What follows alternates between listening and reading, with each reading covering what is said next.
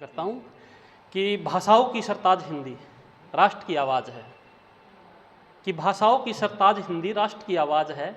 स्वाभिमान है ये हमारा, हमको इस पर नाज है। स्वाभिमान है ये हमारा, हमको इस पर नाज है। और भारतीय कहलाने का हक हरगिज़ उसको नहीं, राष्ट्रभाषा बोलने में जिसको आती लाज है, हिंदी बोलने में जिसे आती लाज है।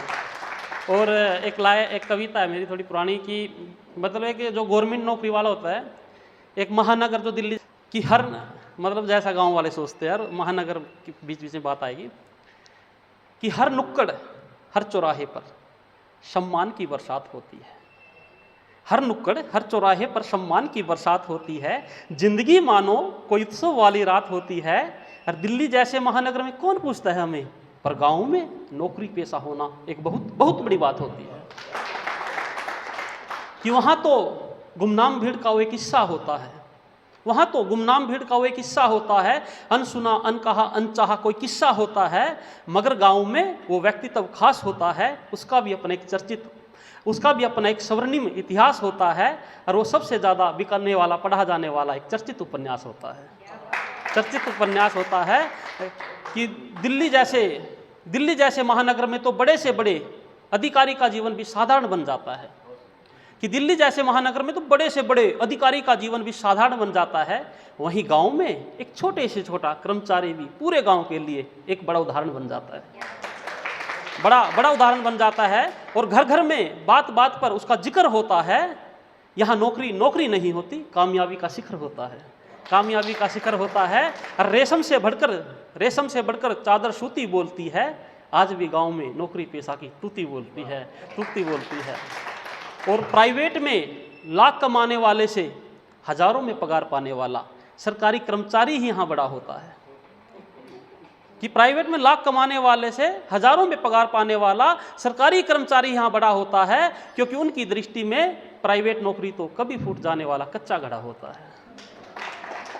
होता है। और कि गवर्नमेंट जॉब को तो वे स्वर्ण कलश में रखा, गवर्नमेंट जॉब को तो वे खारे समंदर के भी स्वर्ण कलश में रखा मीठा गंगा जल मानते हैं। और इसको पूर्व जन्म में की गई किसी कठोर तपस्या का फल मानते हैं।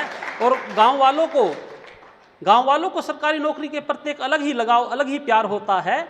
इस प्यार के पीछे भी एक गजब का विचार होता है। अगर उनकी माने तो एक नौकरी से 3 पीढ़ी का सुधार होता है, एक नौकरी से 3 पीढ़ी का सुधार होता है। और यहाँ तो वो मूंगफली का दाना, मतलब महानगर में यहाँ तो वो मूंगफली का दाना, मगर वहाँ काजू पिस्ता हो जाता है।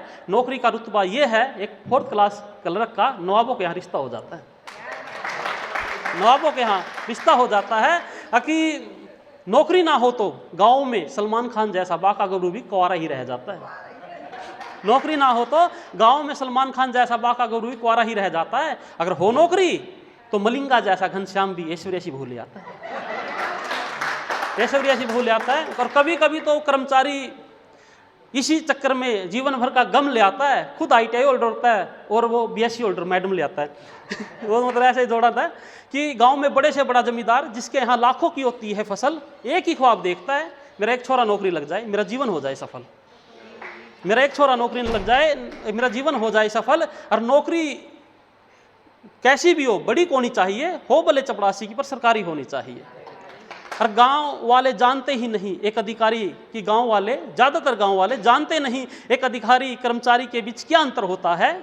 एक अधिकारी कर्मचारी के बीच क्या अंतर होता है। वहाँ तो जो 50-60 कमा ले वही अफसर होता है, 50-60 कमा ले वही अफसर होता है। और जब कभी वहाँ अफसरी की बात होती है तो सीना तान कर हम भी अट जाते हैं, क्योंकि दिवाली होली नाइट मिला मिलू के 60-70 तो हमको पड़ी जाते हैं। और ये सम्मान की लड़ाई पाने के लिए, ये सम्मान पाने के लिए गांव में हमने बड़ी, सरकारी नौकरी वाला, ये सम्मान पाने के लिए गांव में हमने बड़ी लंबी लड़ाई लड़ी है।